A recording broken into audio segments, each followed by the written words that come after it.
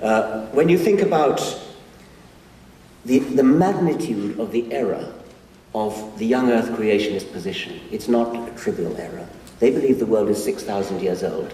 The scientific age of the Earth, as worked out by many, many different methods, is about 4.6 billion years. To give you an idea of the scale of the error, to show how non-trivial that error is, it's equivalent to the belief that the world is 6,000 years old is equivalent to believing that the width of North America from New York to San Francisco is 7.8 yards. Would you want your child to be taught biology by somebody who believed the equivalent of the idea that the width of North America is 7.8 yards? I wonder whether it's pure wishful thinking to suggest that there's a new wave of reason sweeping across America, Britain, certainly those parts of the world that I'm familiar with. One possible indication of that is the success of a series of books, which I don't mind advertising. And also, another indicator of impact is the number of books that have been written in opposition in the very, very recent time since, for example, The God Delusion was published at the end of 2006. I invite you to count them.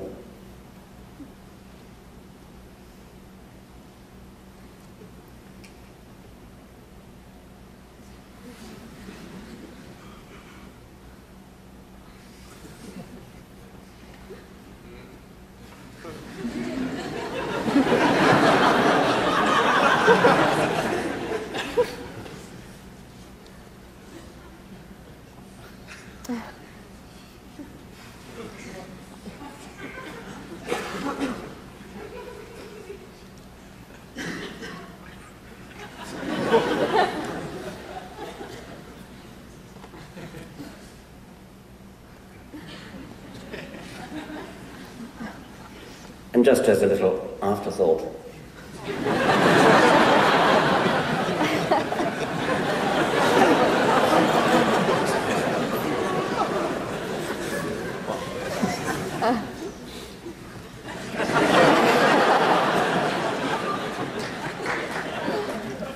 now I want to switch gears at this point. I'm not trying to teach facts. I'm certainly not trying to indoctrinate. I'm trying to raise consciousness. You remember I used that phrase earlier. We've met the phrase consciousness raising from feminists. It's especially powerful in their hands. There's no law against using a phrase like the rights of man or one man, one vote. But because we've all had our consciousness raised by feminists, when we hear a phrase like one man, one vote, we feel uneasy, we feel uncomfortable. Even people who will use such a phrase deliberately do so with their consciousness raised. They take a stand for traditional language, perhaps, or maybe they're even deliberately trying to rile feminists. But whether they're doing that or whether they're, like most of us, showing respect, everybody today has had their feminist consciousness raised with respect to the use of language.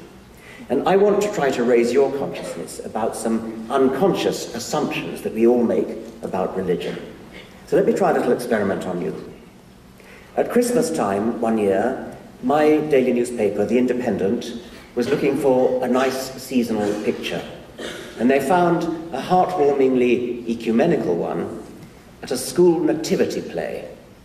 The three wise men were played by Shadbreed, a Sikh, Musharraf, a Muslim, and Adele, a Christian, all aged 4.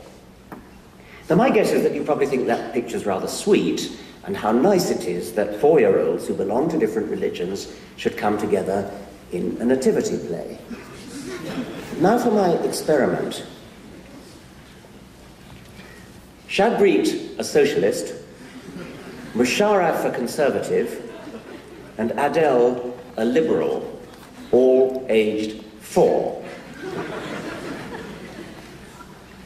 Shadbreed, an atheist, Musharraf, an agnostic, and Adele, a secular humanist, all aged 4.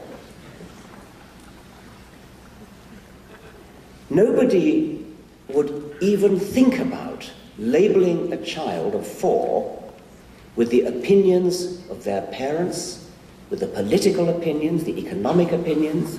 You've never heard of a Keynesian child, or a Hayekian monetarist child of 4, or their opinions in literary criticism. You've never heard of a postmodernist child. But the one exception that we all buy into, whether we're religious or not, is religion.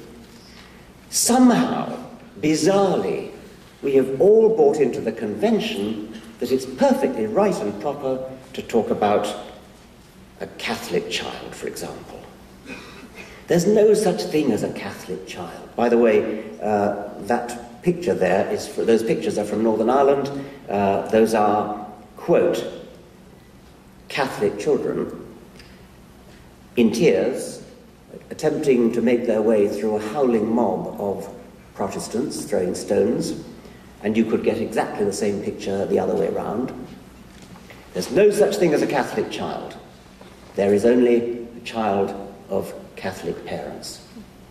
I think it's a form of child abuse to speak of a 4-year-old child as a Catholic child, or a Protestant child, or a Muslim child, or a Hindu child. There's no such thing as a Protestant child.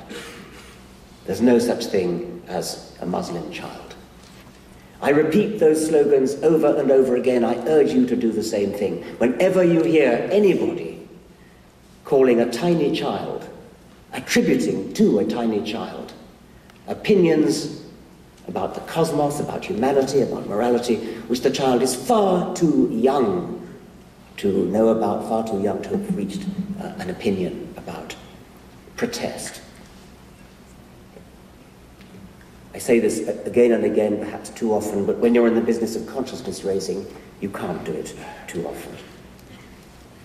Now, I like to think that my campaign to stop the labeling of children with the religion of their parents is having some impact, and I cite as evidence a 3-minute clip. I hope you won't mind my showing this. It's a film clip of a British comedian called Marcus Brigstock, and it may give offence to some people, but as he says, he doesn't care. At the end of this little clip, it's a sound only. I mean,